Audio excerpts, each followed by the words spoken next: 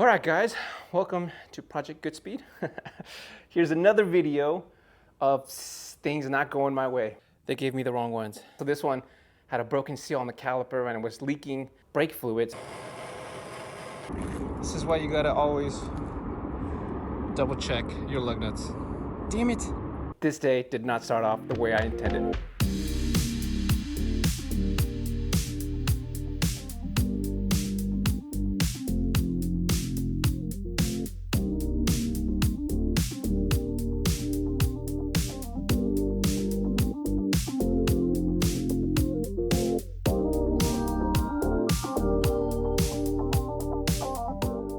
On today's video, the little hatchback has been making a little bit of a squeaking sound in the front, and I think it has something to do with the brakes. So let's take a look.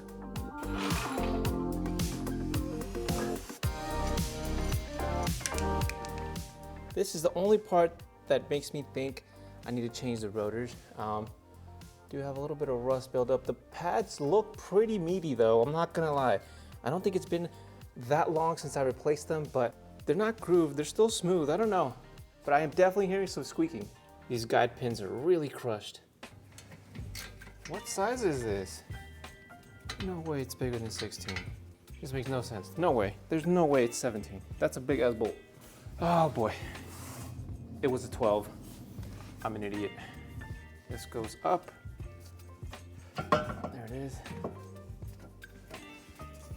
So the rear ones, they were definitely wearing out uneven. You guys can see here, this side's a lot smaller than this side. On the front, these look pretty flat. I don't know what to do. Okay, so I went ahead and I ordered the guide pins for the front and the rear. I picked them up and they gave me the guide pins, but this doesn't look to be removable. It seems to be part of the bracket here. The pin on this one came out, which is the bottom one. I couldn't remove this boot, however, it seems to be part of it. Whatever. Let's go ahead and just clean this one up. And as for the boot, I'm not really sure. Well, I don't remember which one came off where now. Damn it. This right here, that's the part number, I think. And these are the boots that they gave me. They are not even close to being the same. So I'm gonna go ahead and just clean up my old ones and then lubricate the whole thing and see if I can remove this back pin here to try to lubricate it. If not, I'll just clean it and then lubricate it. And anyway, I'm gonna be replacing this rotor, so it's gotta come off regardless. Baby, you give me ice and fire. You're giving me wind and rain. You're some kind of butterfly.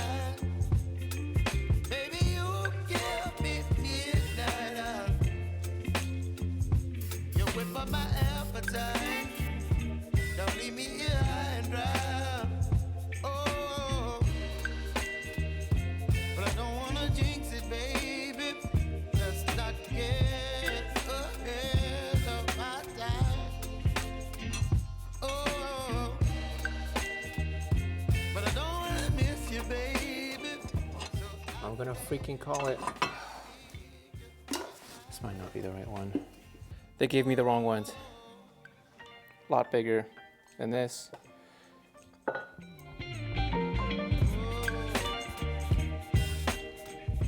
Okay, so one trip to the store later, and I finally got the ones that I need. At least, I think so. So I guess what happened was, because I placed an order for the SI rear brake pads, I guess they assumed that I needed the SI rotors as well, but I guess that's on me. I didn't tell them that they were DX rotors instead of SI rotors. So that's on me. So now we can finally go ahead and throw everything right back in there. So even though I went back to the store to pick up the correct rotors, they still didn't have these bushings, these little boots. So you're just gonna have to do for now.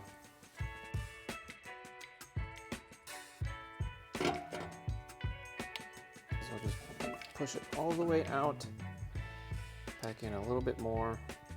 Half of it ends up on my hand, guys. That's why I gotta go a little bit more. Really rotates, pushes in and out. That's what you want to see. Nice range of motion.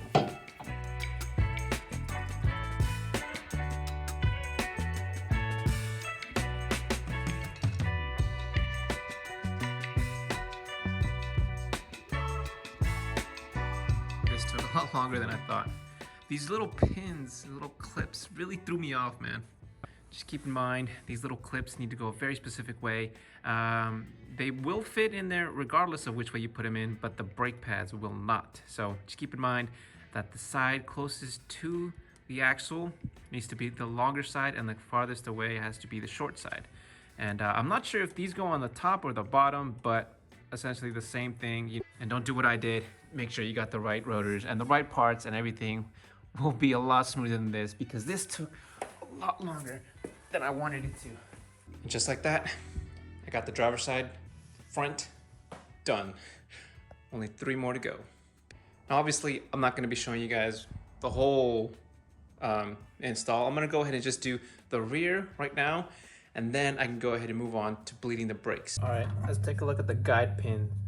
So the bottom one here has some play. This is what you kind of want to see.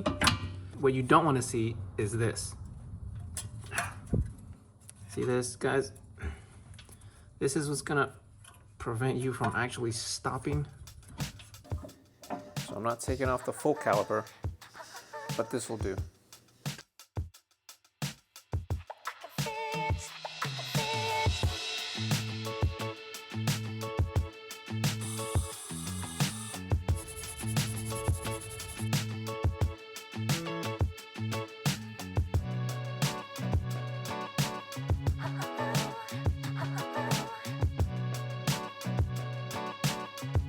As you guys can see here, these are the brakes for the rear hatch right now. And I'm not sure if the ones I have are from a DA Integra or a 95 Civic SI. It could be. I do see the model number on there, and I did check, and they are possibly from an SI model or an Integra. I don't know, but I didn't really know. So I took them in to go get different sizes from different models, and I checked the Integras and I checked the SI models, and they were pretty much identical to these. So I ended up buying the Civic SI model rear brakes. So all we have to do now is actually just compress the piston in there with this little tool, and we're just gonna rotate it, and it should push the piston back inside the caliper so we can go ahead and fit our Meteor brake pads. There we go. I think this one goes in the rear. So this here should prevent squeaking. I'm supposed to align this little bump with the little caliper tool there. All right, and I think that should do it. So you can go ahead and just scoot this in there. That should be enough.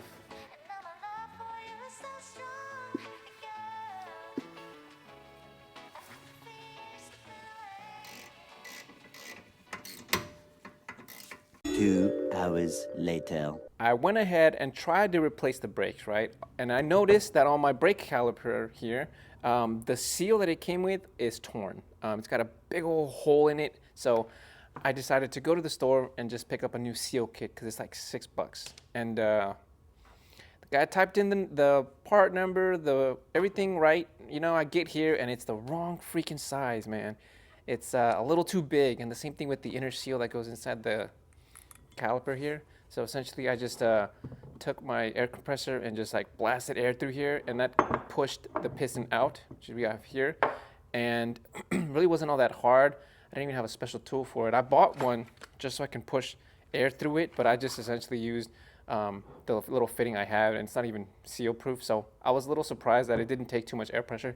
But even though I got a seal kit, I can't in good conscience put this torn seal back in here, because I'm a little scared that, you know, it'll leak, and brakes are not one of the things you want to skip out on. So I think I'm gonna have to wait until the morning, because it's pretty late right now. That could have actually been why I started hearing the, you know, the screeching sound. It could be also due to that, because like the rotors don't seem to have any grooves or anything like that, and the brakes still look kind of new. So I wasn't really sure where it came from, and I tried to drive it around to replicate the noise for you guys, but I couldn't get it to come out. I guess it's only after driving it for a long periods of time, but essentially every one of these sides has something wrong with it except for that side. That one, I almost couldn't get the brake pads in because of my own stupidity. This one, the freaking guide pin got jammed in there and I had to force it out with some pliers and a sledgehammer, and it's just a big ordeal. And this one has a broken seal. Right now I just put it back on there. Basically there's no caliper in there. It's just so I didn't leave it on the jack stand all night, or the jack. Also, since there's no caliper there, there's basically an open line in the brake system. And basically when I lowered it, I didn't know that the handbrake doesn't work. So it doesn't, I guess because there's an open line, there is no pressure to actually apply the handbrake. So it just started rolling back. Make sure to chalk your car.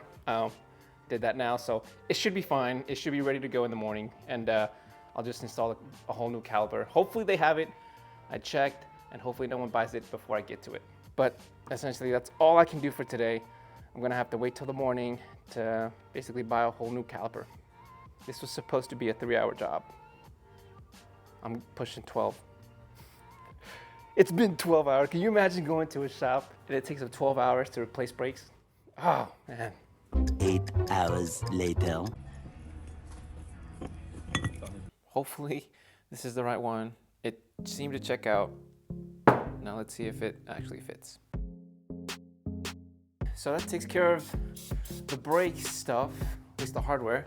Now I can go ahead and bleed the system. I actually cleaned up the reservoir here. I cleaned up the little filter that sits inside of it. I took out all of the old fluid so I can get all the built up carbon deposit and all the nasty brake dust that's in there or whatever. Cleaned it all up, and I can go ahead and fill it up with brand new .3 brake fluid. Hopefully it stays brand new, and hopefully I don't have any leaks.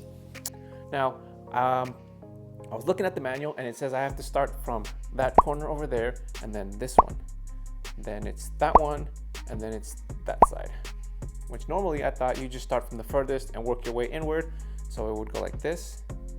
But the manual says that one, this one, that one, and then this one. So it's like an X from the back to the front.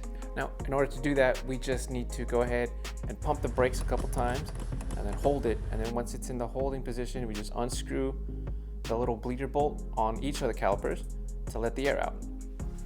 But first, we gotta fill up the reservoir. So, I stripped the bleeder valve.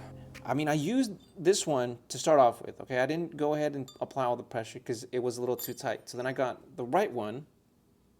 It's a 10 millimeter, and then it just started to round right off. Look, that's too much play already.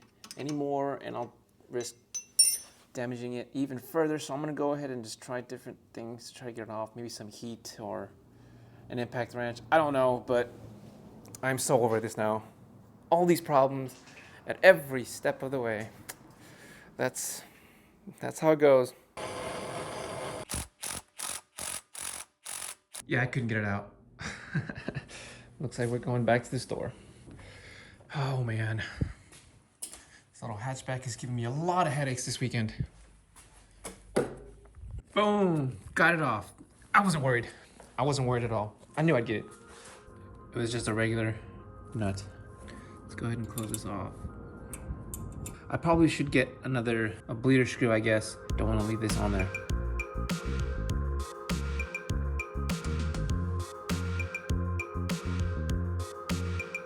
Okay, so one buttload of time later, I'm finally done. I think it's been about 24 hours since I started this process. Ugh, it took me a weirdly long time. And like I said, according to the user manual, I bled it in this order. So I bled that side first, then I did the driver's side front, and then I went to the driver's side rear, and then this side was last. If anybody has any suggestions on maybe how I'm supposed to do it, or if that was the right or wrong way, you know, just put it in the comments, let me know. Just because this is one of those things where you definitely want to make sure you have everything right. You know, the last thing you want is to be driving on the street and then your brakes suddenly don't respond. Yeah, I don't think there's any leaking going on, so I think we should be pretty much good. Please don't kill me, little Civic. One pair of pants later. Damn. This is why you gotta always double check your lug nuts. Damn it. So obviously I need to talk about the freaking tire falling out. Oh man, like I said, it was like 24 hours of me just doing this and stuff not going my way, taking breaks and just freaking trying to figure this stuff out. And I accidentally forgot to check my lug nuts and I didn't even make it like 2 minutes down the street and the tire went flying off and I hit this nice lady's fence. Damn, my wheel did that. I'm so sorry, lady. So yeah, the tire flew out. I saw it pass me by on the driver's side. I see it going to a house and then it hits the fence and slows down just before it makes contact. Thank God there were no cars there because that price tag would have been a lot heavier than just fixing up 2 boards. So I just gave her some money and she seemed pretty cool about it. She understood. She saw my car and she seemed kind of disappointed, which if I'm being honest, so was I. I do feel bad about hitting that lady's fence. But the tire fell off and I was just scraping on the side of the road and I managed to slowly bring it to a stop. And I'm telling you guys, it's always one thing or another, man. This is sort of my, well, this is definitely my fault. Look at my freaking rotor now. I damaged it. I bent the shield down here. I was just rolling around for a couple yards. So in my haste to try to finish this job already, I went ahead and I mounted the wheels on the rear, but I only hand tightened them. And you can see, look at these little lug nuts here. I hand tightened them and I was so focused on bleeding the brakes that when I finished, I didn't go ahead and fully tighten them down. So I went ahead, so I'm gonna go ahead and install new, bigger ones, and hopefully I can keep my rotors intact because this is not how I wanna finish this day. Luckily, all that was damaged, I think, is the rotor, which I replaced, and the lower control arms, and a little bit of the trailing arm was kind of scraped, but I'm just gonna be replacing the lower control arm for now. I'm just gonna hit up one of our sponsors and see if they can send one out. I'm sure they'll probably laugh at this. I mean, it's pretty freaking hilarious, if I'm being honest. It's a simple mistake. It could have been fixed. I could have done a better job at it. Anyway, so it is officially done. The entire brake system has been upgraded for the most part. I got new calipers, I got new rotors, I got new bleeder valves, new guide pins, new boots, new sealant, everything, all new dot brake fluid, and I am exhausted. Now, a couple things I learned. One is you really ought to take your time and plan this stuff out. You know, get the right parts. Some things can be avoided, you know, some stuff can't. So another thing I should mention is the bleeding. That bleeding took a lot longer than I anticipated. Honestly, is because the freaking nuts and the bolts didn't match up, right? So this was a new caliper and this had a stripped bleeder valve. So I had to get a new one that was universal and I couldn't find the right wrench for it. It just, some of them seemed to match and it just a big ordeal, and it took a lot longer to actually bleed the system because I didn't have the right hoses. So initially I mentioned using this, then I switched to using this, and they all failed because I couldn't actually see any bubbles going through. But more importantly, in order to use the hose, you need to make a vacuum. So all the fluid flows into the vacuum and no air flows out. And this one couldn't fit on all the fittings, and this one here was too loose. So air eventually got into the system, and I thought I had bled it all the way, and my brakes seemed a little loose. But eventually I went to the auto parts store and I picked up this bleeder kit, and I didn't actually need this stuff. What I did need though, this little hose here. So this is just the right size for all of my fittings because most of them were about this size, and one of them was about this size. So it comes with a little adapter, which is pretty cool. And like I said, you need to make a vacuum. So it's got liquid in there and the hose is stuck down at the bottom. You don't want to lift it above the liquid, and then just put this in on the bleeder valve and then just unscrew and you'll be able to see all the bubbles come out. That's pretty much it, guys. I've got a whole upgraded braking system in the little hatch with 3 out of 4 new rotors. This one's still the old one. I probably should have gotten both of them, but at this point, I was just done with it, guys. Anyway, guys, that's gonna be it for this video. So take care and good speed, guys. And don't be like me. tighten up the lug nuts.